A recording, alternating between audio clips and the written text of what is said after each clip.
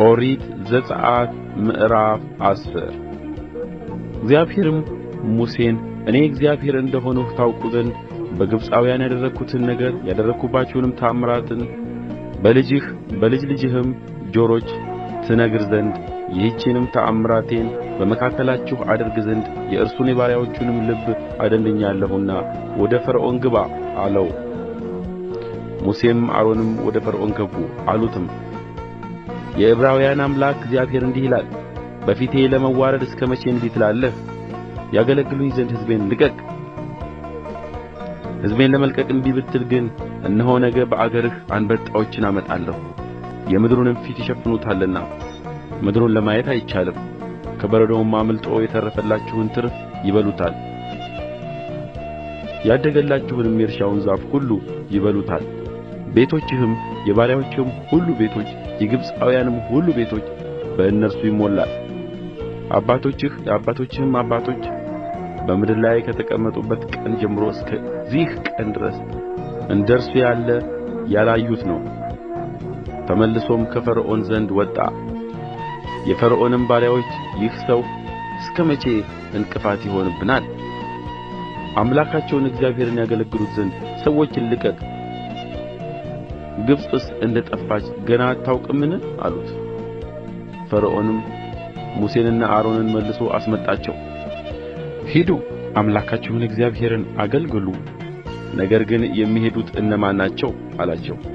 ሙሴም እኛ እንሄዳለን፣ የእግዚአብሔር በዓል ሆኖአልና ታናናሾቻችንና ሽማግሌዎቻችን ወንዶችና ሴቶች ልጆቻችንም በጎቻችንና ከብቶቻችንም ከእኛ ጋር ይሄዳሉ አለ። ፈርዖንም እናንተ ከልጆቻችሁ ጋር ስለቀቅ፣ እግዚአብሔር ከእናንተ ጋር ይሁን፣ ነገር ግን ክፉ ነገር በፊታችሁ እንደሚሆን ተመልከቱ። እንዲህም አይደለም፣ እናንተ ወንዶች ሂዱ፣ ይህን ፈልጋችኋልና እግዚአብሔርን አገልግሉ አላቸው። ከፈርዖንም ፊት አባረሩአቸው። እግዚአብሔርም ሙሴን በግብፅ አገር ላይ እንዲወጡ ከበረዶውም የተረፈውን የምድርን ቡቃያ ሁሉ እንዲበሉ ስለ አንበጣዎች በግብፅ አገር ላይ እጅህን ዘርጋ አለው። ሙሴም በግብፅ አገር ላይ በትሩን ዘረጋ። እግዚአብሔርም የምሥራቅን ነፋስ ያን ቀን ሁሉ ሌሊቱንም ሁሉ አመጣ። ማለዳም በሆነ ጊዜ የምሥራቁ ነፋስ አንበጣዎቹን አመጣ። አንበጣዎቹም በግብፅ አገር ሁሉ ላይ ወጡ፣ በግብፅም ዳርቻ ሁሉ ላይ ተቀመጡ፣ እጅግም ብዙ ነበሩ። ይህንም የሚያህል አንበጣ በፊት አልነበረም፣ ወደፊትም ደግሞ እንደ እርሱ አይሆንም። የምድሩንም ፊት ፈጽመው ሸፈኑት፣ አገሪቱም ጨለመች።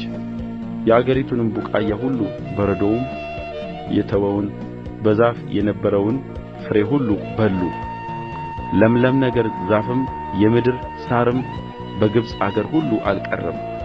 ፈርዖንም ሙሴንና አሮንን በፍጥነት ጠራ። አምላካችሁን እግዚአብሔርን እናንተንም በደልሁ። አሁን እንግዲህ በዚህ ጊዜ ብቻ ኃጢአቴን ይቅር በሉኝ፣ ይህንም ሞት ብቻ ያነሳልኝ ዘንድ አምላካችሁን እግዚአብሔርን ለምኑ አላቸው። ሙሴም ከፈርዖን ፊት ወጣ፣ ወደ እግዚአብሔርም ለመነ። እግዚአብሔርም ከምዕራብ ዐውሎ ነፋስን አስወገደ፣ አንበጣዎችንም ወስዶ በኤርትራ ባሕር ውስጥ ጣላቸው። አንድ አንበጣም በግብፅ ዳርቻ ሁሉ አልቀረም። እግዚአብሔር የፈርዖንን ልብ አጸና፣ የእስራኤልንም ልጆች አልለቀቀም። እግዚአብሔርም ሙሴን እጅህን ወደ ሰማይ ዘርጋ፣ በግብፅም አገር ላይ ሰው የሚዳስሰው ጽኑ ጨለማ ይሁን አለው። ሙሴም እጁን ወደ ሰማይ ዘረጋ፣ በግብፅም አገር ሁሉ ላይ ጽኑ ጨለማ 3 ቀን ሆነ፣ ማንም ወንድሙን አላየም። 3 ቀኑም ሙሉ በስፍራው ማንም አልተነሣም። ለእስራኤል ልጆች ሁሉ ግን በተቀመጡበት ስፍራ ብርሃን ነበራቸው። ፈርዖንም ሙሴን ጠርቶ ሂዱ እግዚአብሔርን አገልግሉ፣ ነገር ግን በጎቻችሁንና ከብቶቻችሁን ተዉ፣ ልጆቻችሁ ደግሞ ከእናንተ ጋር ይሂዱ አለ። ሙሴም አንተ ደግሞ ለአምላካችን ለእግዚአብሔር የምንሠዋው መሥዋዕትንና የሚቃጠል መሥዋዕትን ትሰጠናለህ?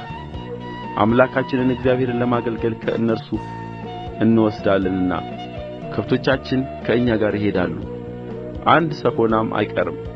አምላካችን የምናገለግለው ምን እንደሆነ ከዚያ እስክንደርስ አናውቅም አለ። እግዚአብሔር የፈርዖንን ልብ አጸና፣ ሊለቅቃቸውም አልወደደም። ፈርዖንም ከእኔ ዘንድ ሂድ፣ ፊቴን ባየህበት ቀን ትሞታለህና ፊቴን እንዳታይ ተጠንቀቅ አለው። ሙሴም እንደ ተናገርህ ይሁን ፊትህን እንደ ገና አላይም አለ